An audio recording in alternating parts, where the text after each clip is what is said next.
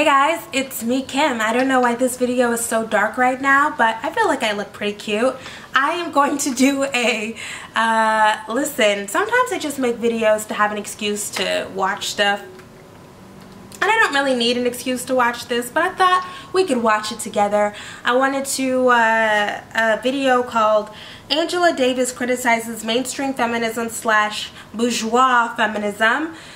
Came up in my recommended YouTube videos, and you know, if it says Angela Davis and feminism, we in there. So I decided I'd make a reaction video to it. We can talk through it together. Let's go ahead and get started. And perhaps let me move on to say that, you know, the mainstream feminist movement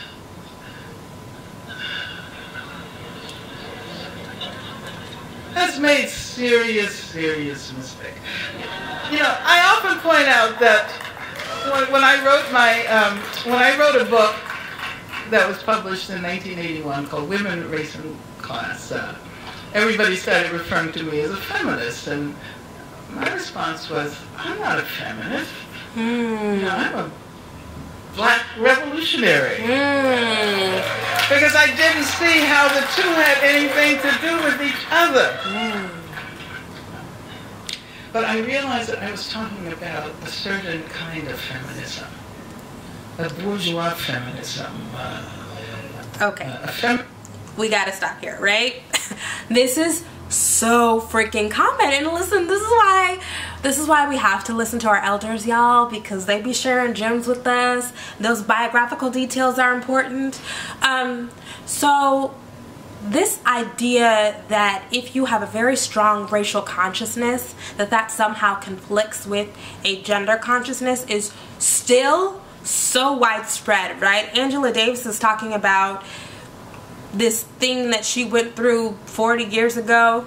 This is still a thing. Women still saying, I'm not a feminist, I'm a black nationalist, I'm not a feminist, I'm a womanist, and embracing anti-feminist stuff when you call yourself a womanist does not work. Girl, it don't work. Go back and read the text. Read what Alice Walker said womanism was. Anyways, I'm getting off track. Let's go back to Angela Davis.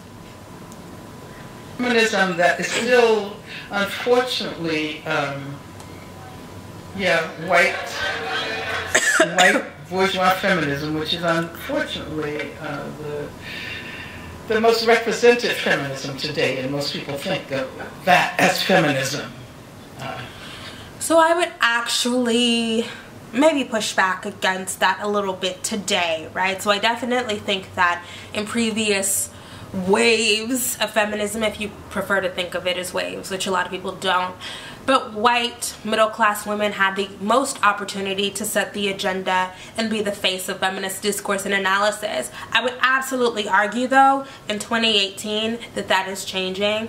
You know, let's look at the Me Too movement, where we have Tarana Burke, you know, lifted up and exalted as the originator of that movement.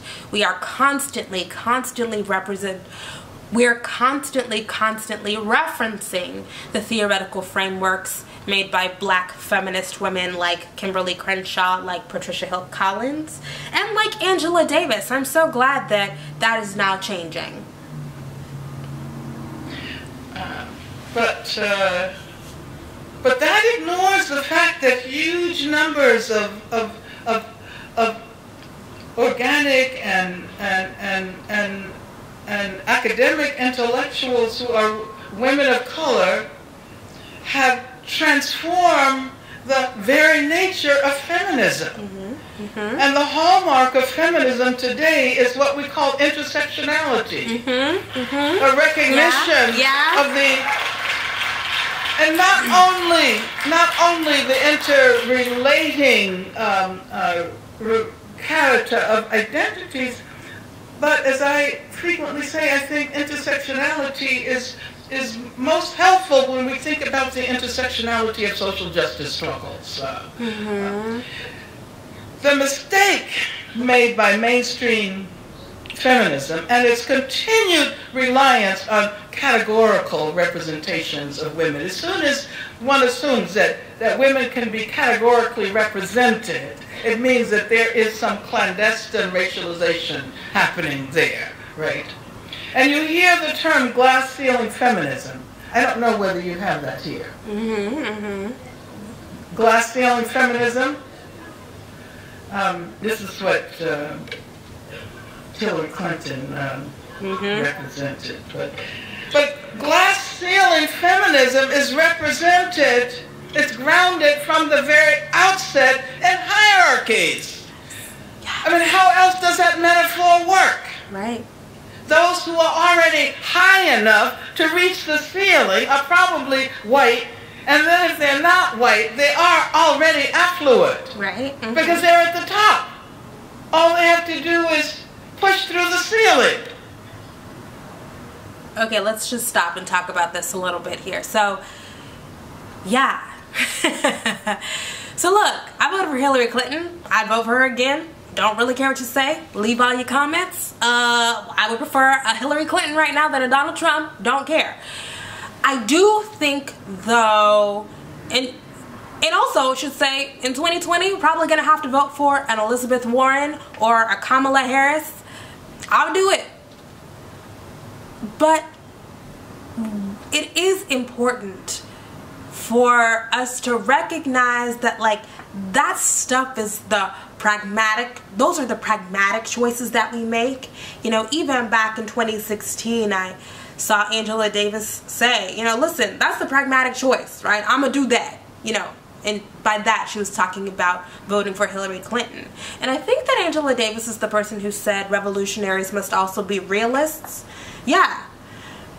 Would I rather have a woman or a person of color who identifies with my struggles, who identifies with marginalization, who understands structural inequality in a position of power?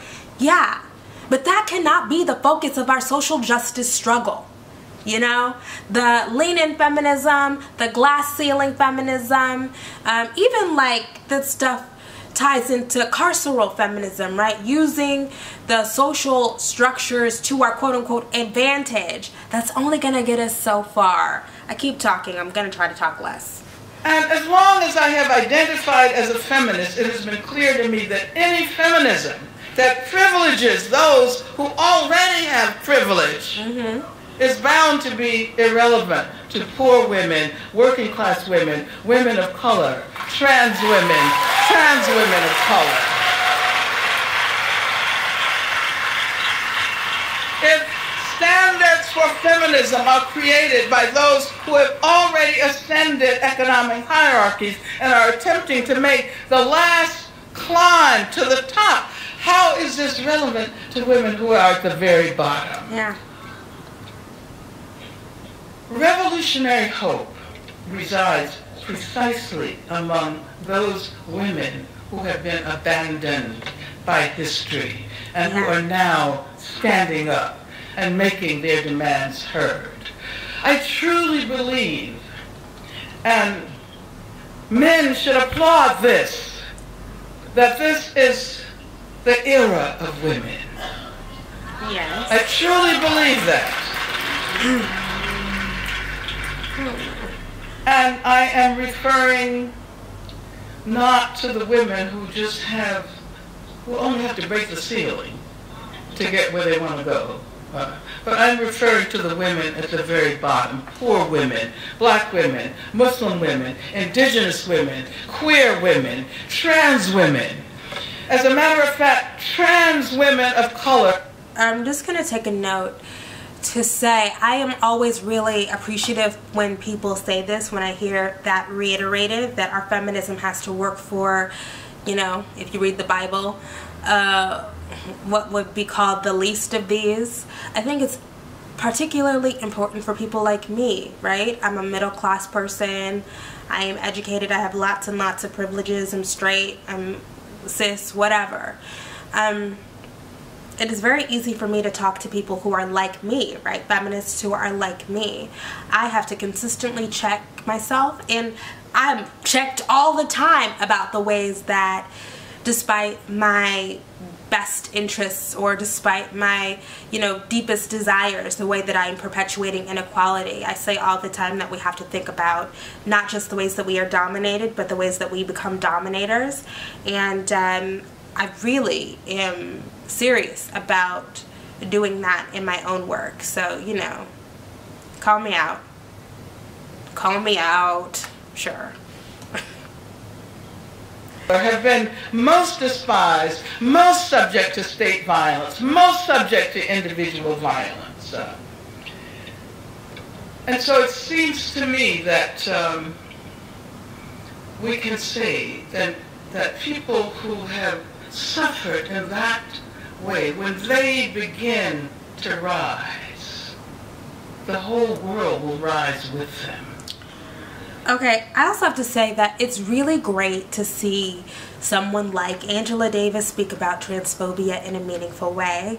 A lot of times when we have these feminist debates, they're posited as like old versus new, or second wave versus third or fourth wave, or whatever wave we're in, right? And I think sometimes that can be really ageist and inaccurate. Angela Davis is an OG freedom fighter for real, and I think it's so important for this woman, who is an icon for Black America and really the entire world, to be out here talking about to be out here talking about trans women are women and their needs are critical. You know, those needs need to be centered in our ongoing feminist fights.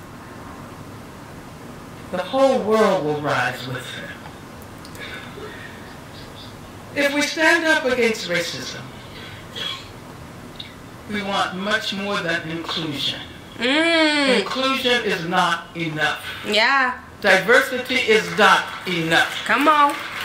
And as a matter of fact, we do not wish to be included in a racist society.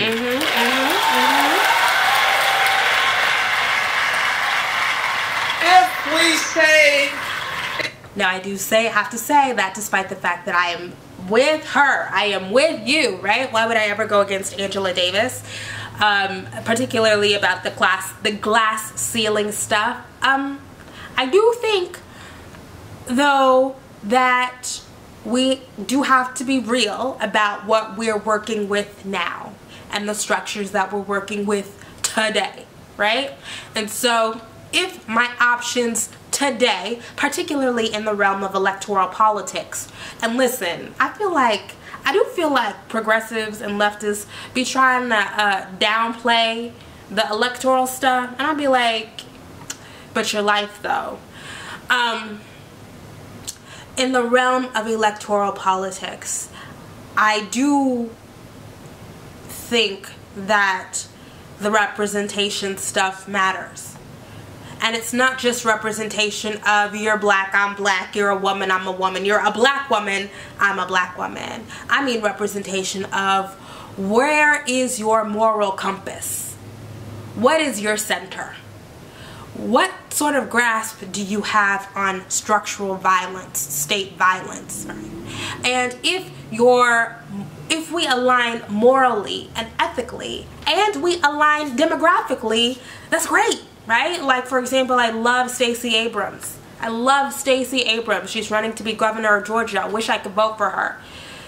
That's great. That's a win, right? We recognize that we are assimilating into racism and sexism and imperialism. But, like, today, that's the option. And I absolutely think that it's possible to balance an understanding that, like, oh, these options suck, like they're awful, without being too invested in that structure. You know what I'm saying? I think it's definitely hard, and you always have to check yourself every step of the way, but like, Donald Trump is president, you know what I'm saying? You know what I'm saying? Like, we got Donald Trump is president and Republican Congress. Like, that's for sure doom and gloom. Improvements. I think improvements matter too, you know? So yeah, how do we balance reform and revolution? I don't know, girl, but all I know is black votes matter. Black votes matter. Okay, moving on. If we say no to heteropatriarchy, then we do not want to be assimilated into a misogynist and heteropatriarchal society. Yeah. If we say no to poverty, we do not want to be contained by a capitalist structure that values profits more than human beings. Yeah.